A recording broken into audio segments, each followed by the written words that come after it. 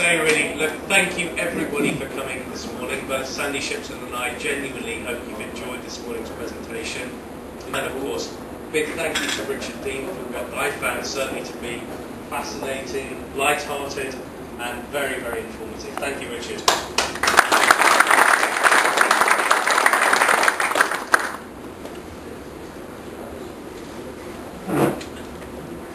I mean, if anyone wants questions, rather than a formal Q&A, I know people have got places to go. I'm happy to take a couple of questions. Just one. Would you write another book? Yeah, Andy did mention my first book. Does he know something I don't? The book came out on about the 1st of June, and on the 4th of June my wife had a baby, and I keep telling her the gestation period of delivery of a book is far more challenging than a baby. She disagrees, but no plans just yet. Yes, please. There was a lot of talk of sticking to your knitting, which I agree with the Carmen Group and other organisations. If it's just a case of you reading Gulf News that property prices have climbed 30%, and suddenly think, aha, I'm going to be a real estate developer, then that's the kind of rampant diversification I think you want to avoid. But I mean, you're absolutely right. There are many examples of companies that have done it, diversified conglomerates. It's more the way that you do it than it being an absolute hard and fast rule. It's don't jump on a band. Yes, but sir, you were making a couple of points. The gentleman in the yellow tie. Well, thank you very much. I had actually got the question prepared at that very second. I'll come back to you. Well, I'll come back because I will. I'll come back to you. Yes, please. Richard, a couple of observations. If you look at the two sides of the equation, the ones that you have and the ones that swam, I'd say it's not so much about the legal aid and more the discipline to the operation of the organisation. And if you look at ones that fail, particularly the big brand names, there was a lack of governance, a lack of control, which meant that the people of the organisation ran amok. And that comes on perhaps the second point, in addition to having the right team as well as it's all right to say, to tell you what to do, but if it's surrounding yourself with people who were risk takers, people who weren't, who shared his vision and were able to implement it, then if you didn't have the people to support him, that would also mean that despite his focus, the organisation would fall. So it seems to me as well, although it didn't necessarily come out of the research, governance and having the right team have also got to be quite important. Because I expected governance to be really high, and obviously because it doesn't support my argument, I left it out, selective use of statistics. But it was the operations question. Remember that one? What were the critically important operational factors? And one of the 7 we asked was corporate governance, and it was one of the lowest, which really surprised me. And I go into that in a bit of detail in the book. Even among listed companies, UAE listed companies, I thought a stock market listed company would have had corporate governance as a priority, but it wasn't. It was bottom. Among the only subgroup for which corporate governance was a top priority was large multinationals, subsidiaries of large multinationals, but for most people it wasn't. And there was also slight differences in the age of people. Older people over the age of 39 put a strong emphasis on corporate governance, and younger people tended to I don't know, be a bit less embracing of it. I'm going to come to you in just 1 second, sir. Gentleman here, but you've got a comeback point on this. I've got a beautiful comeback point. There's a certain His Excellency was on the board of both EMA and DAMAS. So my question is, or actually my comment is probably more that I think it's because government's rated so lowly is probably because some, and actually created some failures. And it's shocking to know that government actually did score so lowly. Did you look at, and I think this is a beautiful follow-on point from here, and that you were talking about it's not just the leader, it's also sometimes the team. When you did the survey, of course, DAMAS hadn't fallen over by that stage, and that certain elements hadn't been exposed in the press as what was happening with DAMAS. Would you write like an extra endnote to the book now? Well, if you go and look at Enron or WorldCom or any of those other players, governance is supposed to be in place as well. And what you find is people minimise governance when they want to do the wrong things consecutively. So what they then do is surround themselves with people who are like-minded in doing the wrong things consecutively. And that's why governors come to blow on the list, because they see it as a limitation on their greed and ambition. And that's what has to be addressed in any corporate governance structure that applies to a public or private company. I mean, it's true, and to come back on the point about would it be worth revisiting, we did the research, Nigel Sillitoe did the research, he's here, it was early this year, wasn't it, Nigel? Yeah, I think it was kind of over Christmas time, I think we did it. So, you know, by January 2010, most of the skeletons were out of the closet by then. It was post the Dubai World thing happened, the stance of the agreement. I think a lot of the demand stuff was out there. So a lot of the bad news was out. And all the scandals and the corruption, they were out by then. There's not been a huge amount of new stuff. I'm not sure we get different results. I think the DFSA enforceable undertaking actually exposed a huge amount of failings in something like demand. And that only just came out in March, April this year. I mean, I agree with you. I think governance is critical. The research doesn't back that up. Talking to the people, the case studies it does, someone like Mahendra Patel and Michel Canu, they place a strong emphasis on governance. So, qualitative research, yes, governance came out strongly. Not so much in the quantitative, which did surprise me. Yes, sir. Obviously the book is Dubai specific, but you're an international business commentator and journalist. I wondered if you could comment briefly on whether you think there are lessons here either for other emerging markets or even indeed for mature markets like London. Possibly so. I've been here for about 12 years, but in early 2007 I went back to London and worked for a couple of years at Bloomberg as a reporter with Bloomberg. So I did cover the boom and bust in London as well.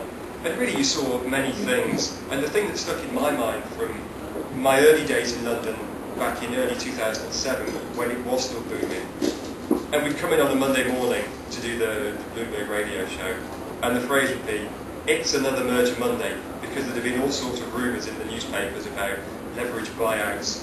One of the classic ones was Boots the Chemist that was bought by private equity in a massively leveraged deal. You've seen MGM, the movie company, no James Bond movies.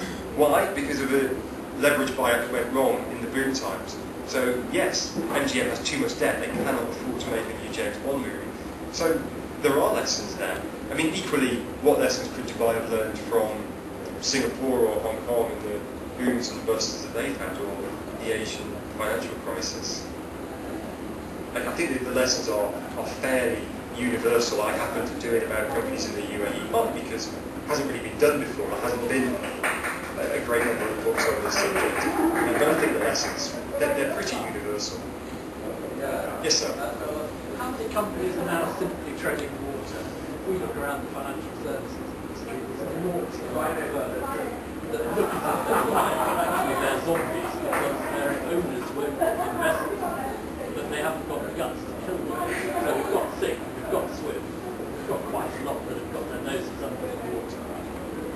Possibly so. I guess it's the great unknown, isn't it? And particularly with the banks. I mean, depending on which analyst you speak to, the level of solvency among UAE banks is either perfectly fine and they're well capitalised and fighting fit for Basel III strict capital requirements, or they're hiding masses of non-performing loans and failing to admit to the reality of the situation and heading for a crash. The answer is, I don't know. One thing I do know on that point though is, and it was a guy who I come on the radio show quite often, a really good guy called Ashish Punjabi, and he's the chief operating officer of Jackie's Electronics, a kind of medium to biggish business here in the UAE. And I asked him a question, because when I used to live in, just around the corner here, at the Burj downtown area, I went to Souk al-Baha, you know Souk al-Baha? Opposite. And the restaurants are doing well there, but the shops are doing awful. And they've shut most of them down now. But about 6 months ago, I noticed that the Jackies I used to walk past every day had shut down. And I asked him on the radio, I said, you've shut down the Jackies. Why is that? And he said, and it was interesting, it's now socially acceptable to have business failures and accept that store didn't work, it was the wrong location, didn't have the footfall, we lost money, so we've closed it down. But almost now there's, it's something you can boast of among, networking events like this, it's a badge of honour to have said, you know what, we tried that, it didn't work, so we shut it down. Whereas 2 years ago, you'd probably have had to keep it open to save face, because having a boarded up Jackie's, people were thinking, oh, Jackie's isn't doing very well, better not do business with them. But now it's a bit more socially acceptable to admit failure, shut down units that aren't working. Sure, there's an element of it, of vanity keeping things in play, but perhaps not quite as much. I don't know, so, am I being naive there? The financial industry has always had bulls and bears. It's always had the ones that will go for it and the ones that won't. And it seems to me there are two examples.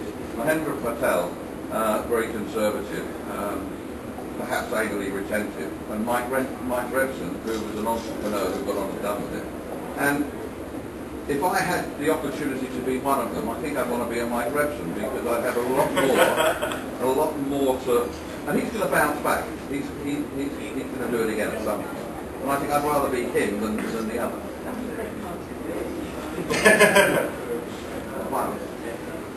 True.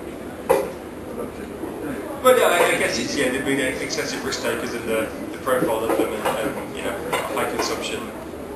He had all the cars, Range Rovers, Mercedes, ate the finest restaurants. He had the swanky office in Everest Towers. A lot of bling, lots of show, and I think that's perhaps. And again, the HR people were talking about this last week, analysing the psychological characteristics of people. They tend to have all these, you know, bling and show, and they want to be seen as successful. I'll get to you, gents, in a second, please. But first of all, gentlemen at the back here in the doctor. Do you have any time frame for this inevitable boom that you talked about, Richard? That's number one.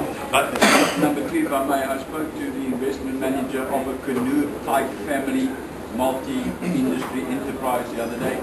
I asked him, do you see whether he saw Dubai recovery? His response was, Dubai will survive, it will never recover. If you might give a comment on that. The first answer is I used to work as an economist in London 10 years ago. The first rule is give predictions of direction but never time frames. So I will stick to that. My guess would be 2 or 3 years possibly, when the oversupply of real estate has filtered through and the banks have repaired their balance sheets. But that's just a guess. I think it's more about the long-term economic fundamentals. If we're looking at 20 years, inevitably this will be a prosperous region with strong economic growth and lots of opportunities, if you take a long-term horizon like that.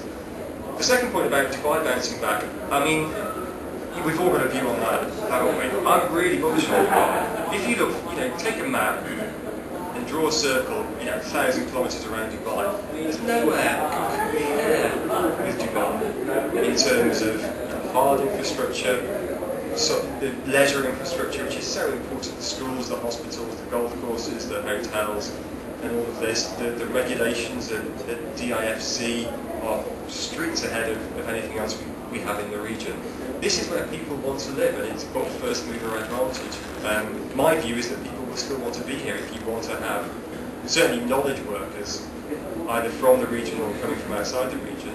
They will want to be in Dubai. Now, the history of the Middle East is the last 50, 60 years littered with cities who had that ascendancy and basically propped it up, which allowed Dubai to get in. You know, we had Baghdad maybe 50, 60 years ago was the capital, then it was Beirut in the 70s, the war propped it up, then it was Bahrain, they messed it up for various reasons.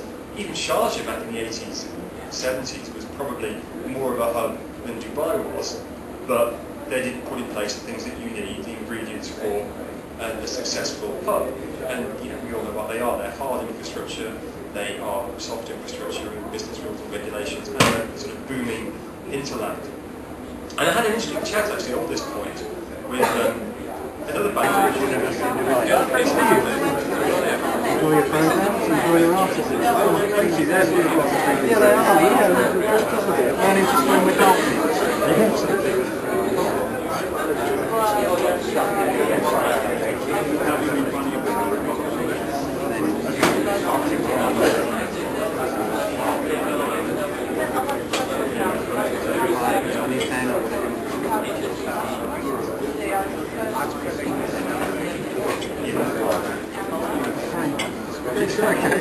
Yeah, drop me a line.